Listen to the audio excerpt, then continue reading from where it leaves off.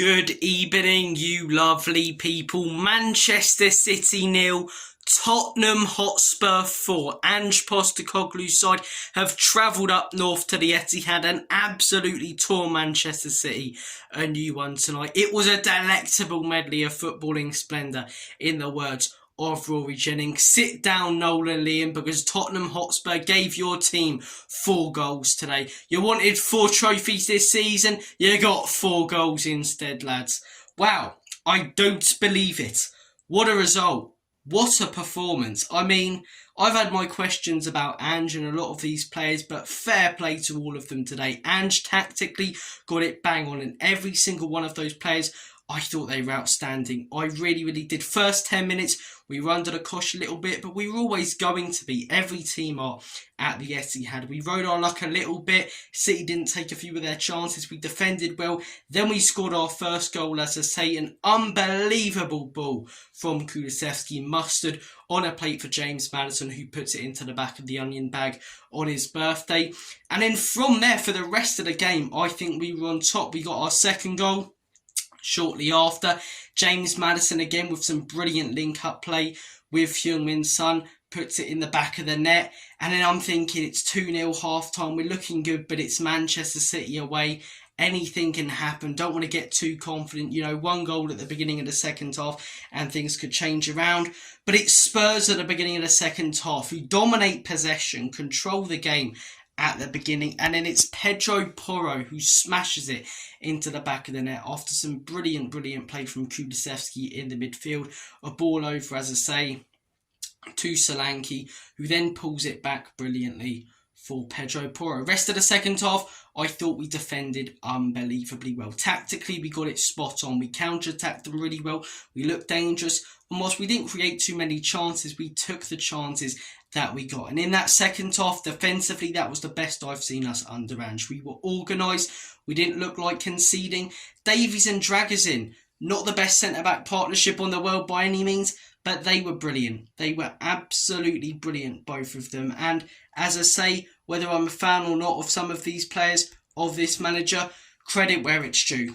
Credit where it is due. Obviously, I still want to see consistency, but a lot of the things I've been asking for, I saw today. Aggression, it was there from the players from minute 1, getting stuck in, putting in the big blocks. When the times were getting tough in today's game, our players didn't shy away from them. They didn't go all Spursy and concede a goal and let our heads drop. We were celebrating blocks. We were defending unbelievably well. It was like watching a Jose Mourinho Chelsea team at times, when we were, defending, taking pleasure in doing our jobs defensively unbelievably well. We showed leadership, so many players. James Maddison today, as I say, I really do like James Maddison, but I think recently for Spurs he's been a bit of a luxury player. He doesn't always turn up, but today really took initiative to be the man in that midfield, to get involved as much as he could, and we reaped the rewards.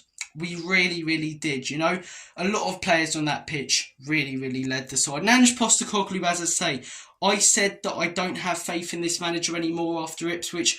A few more of them results, I'm back on the Ange train, baby. But look, obviously we need more consistency under this manager. It's still, I believe, 16 or 17 losses, something like that in 38 games. But as I say, a result like that can really change things around. We got one against Man United 3-0 away, but 4-0 at the Etihad. I don't give a monkey's toss how bad Man City have been recently. It's Manchester City, and we really took advantage of them. Having said that, they have been a dodgy side recently, and without Rodri, they don't look the same team. They really don't look the same team. We cut through their midfield like a hot knife going through butter, but credit has to go for the manager. As I say, we counter-attacked. At times, both of our wing-backs didn't invert, which is something that's hugely improved, and we saw it in today's game. And yeah, just to sit back a little bit, do the basics well in the second half, occasionally smash it long. It was good to see, instead of constantly trying to play out from the back and press high, especially when you've got a lead like that against a team like Man City, where although it's 2 and when it was 3, 1 goal can change the complexion of the game. Player ratings, it's going to be a lot of high ones. Vicario, I'm going to give a 9. Commanded his box, made some brilliant saves. Pedro Porro, I'm going to give an 8. Looked solid defensively, and then the goal was fantastic as well. Dragazin and Davies both get 8s in my opinion. Look shaky at times, Haaland had a few chances where they could have done better, but for the most part made some really good blocks, took pride in their defending, looks really, really solid. Do I think they're good enough? No. Do I think this is going to be something that consistently happens? No, but credit where it's due today. Left back, Udogie. Udogie, one of the most underappreciated players on the pitch today. He gets a 9 for me. We were constantly playing out from the back on the left-hand side when we did, and I think that was because of the strength that Udogie had, how much more solid he is defensively than Porro, and what he was doing, progressing the ball forward, as I say. He was absolutely excellent. Sarr and Bissouma. I'm going to give Bissouma an 8, Sarr a 9. Bissouma had times where he was a little bit stupid when he gave it away, and then Haaland got that chance that thankfully he blundered. But as I say, getting stuck in today, that's what I want to see from Bissouma. At times, he looks a bit like a luxury player, pussyfooting around. When things are going well, he'll roll the ball under his feet a bit and pull out some skills. But when the times get tough, as I say, he disappears. He didn't today. A tough game. At times when we had to defend well, he was getting stuck in, putting his body on the line. And same with Sarr. I think Sarr did it even better, though, and, progressed the ball unbelievably well. So Sarr gets a 9 for me. James Maddison, one of the first ones I'm going to give on this channel, 10 out of 10. The geezer was class today, wasn't he? On his birthday. I thought Maddison was excellent. I really, really do.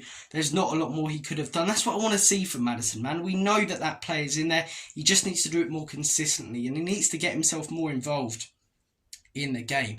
I think when Kulusevski's in the midfield, it hugely helps out the team, but at the same time, I think sometimes Maddison isn't allowed to take control of the game like he is when Kulu's out on the right. He was excellent. He really, really was excellent.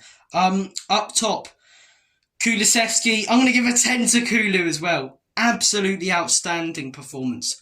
I've said for ages that he's one of our best players. I think he's been our best player this season.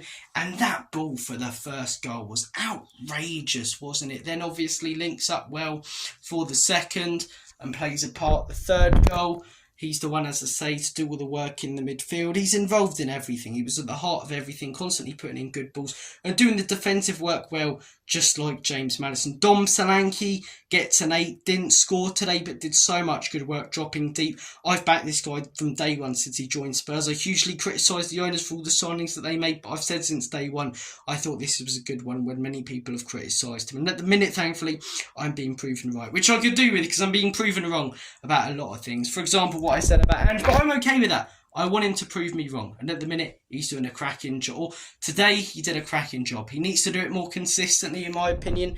He needs to stop contradicting himself.